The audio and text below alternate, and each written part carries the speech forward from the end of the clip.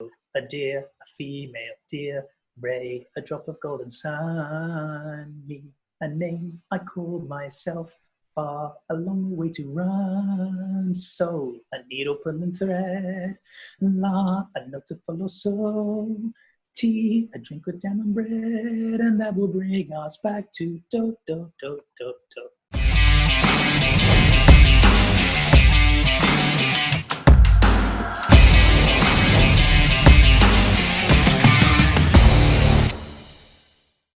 Herkese merhaba, ben Rabia.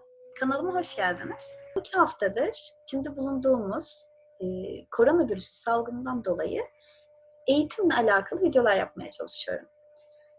Daha önceki 2 videomda bir öğretmen arkadaşım Amerika'dan, diğer öğretmen arkadaşım da Hindistan'dan katılmıştı. Bu haftaki konuğum ise İngiltere'den, Londra'dan katılıyor. Kendisi İngilizce öğretmeni, İngiliz ve bize şu an orada bulunan genel durum hakkında ve eğitimle alakalı bazı bilgiler verecek. John, thanks for accepting my request and coming to my channel. Welcome. How are you? Thank you. I'm very well. Thank you very much for having me on your channel. Nice to be here. As you know, we came here today to talk especially in the field of education. But before that, I want to know you a little bit and would like to get information about the pandemic in London. Yes, so here in London, it's not great. We have about, I think recently, nearly every day, more than 900 people are dying. So it's not great. But what we have to do is to stay safe and to follow the government instructions. You know, stay indoors, wash your hands, social distancing. And if people do that, people will be okay. I hope so, but not very good for the UK now at the moment. Yes, I follow the news. It doesn't look like so good. I said in Turkish, he is English teacher, but I would like to hear from you. Of course. So yeah.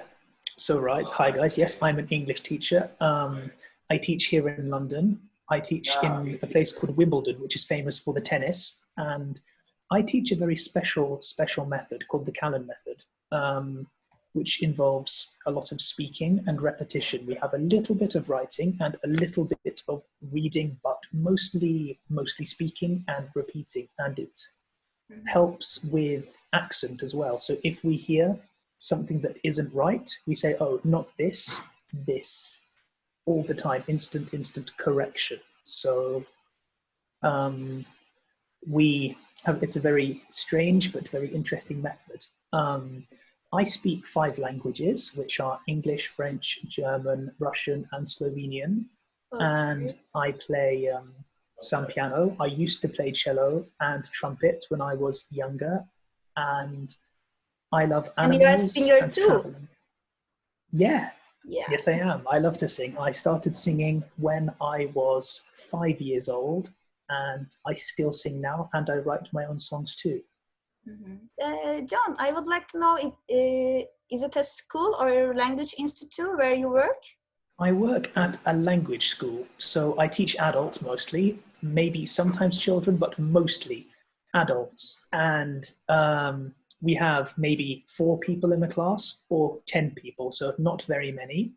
And what is good about this method is every hour the teacher changes, not the students. So the students, they stay, but they get a different teacher and a different face every time. So it's very good for them. They always have to listen because the teacher doesn't always pick the same student for a question. He goes, question, question, question, this, question, question, that. So the students always have to listen so they know, oh, will it be me? Will it be my friend? Who? I don't know. So they have to be very, very attentive. They have to listen well. Do you have any experiences teaching English online before this pandemic situation? Yes, I have, because in this language center I teach in too. Sometimes I have taught people this method, but online as well. I taught 2 boys from South Korea, and I taught somebody else from Mexico. It's not easy to teach online, but it's really good. I love teaching because I help people, you know, and when I see people do well and get better in their English, I'm really happy. I think I have done my job well. So yeah, I think every teacher feels, like you. You told something about your teaching methods. and I would like to know what teaching materials are you using? Not the method, but the materials. Materials. So yes, we have a book, and the teacher will look in the book, and in the book they have the question and the answer. So the way the lessons are is we have the speaking bit where together the teacher and students speak, and then we have 15 minutes writing, 15 minutes dictation. So the dictation is when the teacher speaks, the students, they have to write. They listen and they write what the teacher says. So you do the same via online too, right? Right now, Yeah. the same kind of? Sort of the same, but maybe we don't do as much of maybe the reading, because it's hard when you have more than one student to keep reading, because then it's hard to hear, it's hard to think who said this, who said that. But yeah, no, we mostly do the speaking. I want to learn how you do that. How Magic. you do that? No. For example, every day do you have a class? Not every day, but some days I do, some I don't, because we told the students that if they want to continue online, they can. But if not, that's okay. We understand as well. So some students we do, some we don't. So myself and my colleagues, we're waiting until the school opens, because then we know everybody is back. But now we just wait for a student to say, hello, I want to learn today. And we say, okay. And we help. So you don't have any schedule for that? So up to students? No, because the students, they were told if they want to learn online, they can.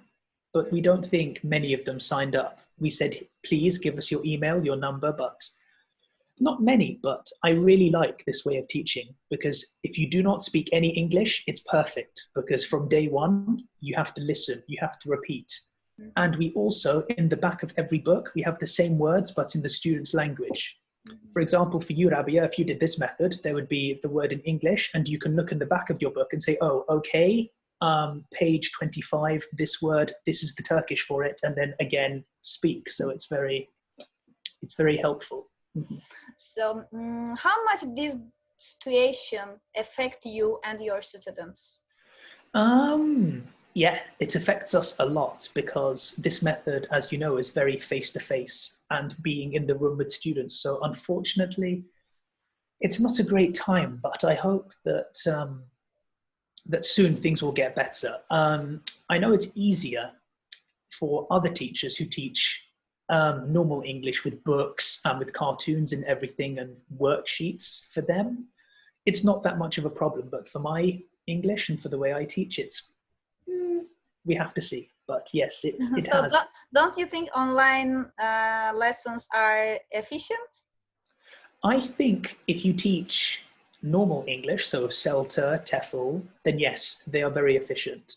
But if you teach the Callan method online, sometimes yes, sometimes no. How are the students studying in a regular schools, the currently receiving education? How they do that? Do you have any idea for that, or do you know something? I do. One of my friends from university, he is a teacher, and he says he gives his students work to do by email. So he does not go to school. He does not really call with them on Zoom or on Skype, but he gives them work on email. He has worksheets, and he says, here, do this, this, this, this, this.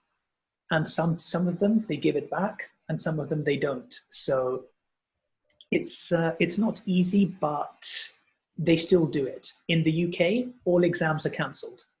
We will not have exams this summer. So you mean the exams for just university, like final exam, or the exam for entering the universities, high schools? Which kind of examination? Examinations in high school. Now, in the UK, we have a few exams you do. So when you are 15 or 16, you do GCSE, General Certificate of Education, of Secondary Education, where you study everything.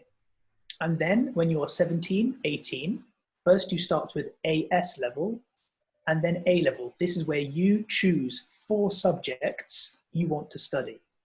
For example, when I did it, I picked music, French, German, history.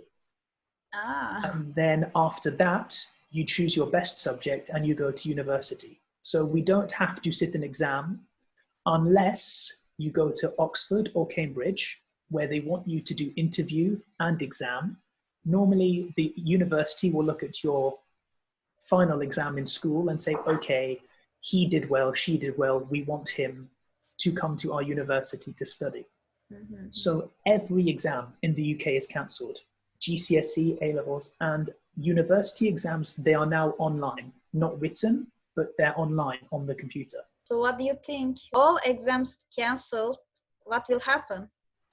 I haven't heard anything. I hope that maybe later they will have exams, because of course when you're a child you say yes, no exams, but when you get older you know exams are important. And when will they get the results? Because in the UK normally people get results in August, July, August. Yeah. So maybe now September. We don't know anything, but the government here, they just say, okay, we don't cancel, but we would like to delay, let's see. Mm-hmm.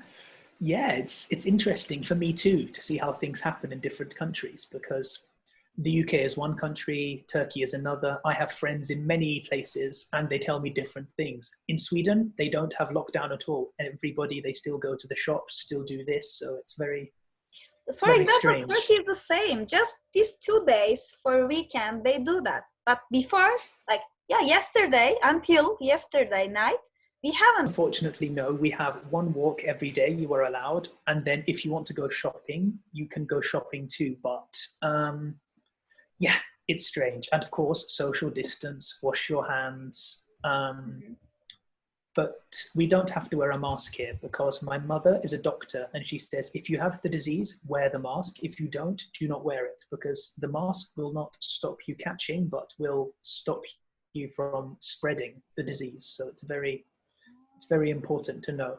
But what about your mom now? She's working, but she's not working in London now. She's working in Scotland, in the north of Scotland, because there was a hospital there that said, would you like to come and work for us for a month? And she's in Stornoway on the Isle of Lewis, North Scotland, and she will come back next month. So I hope she's okay.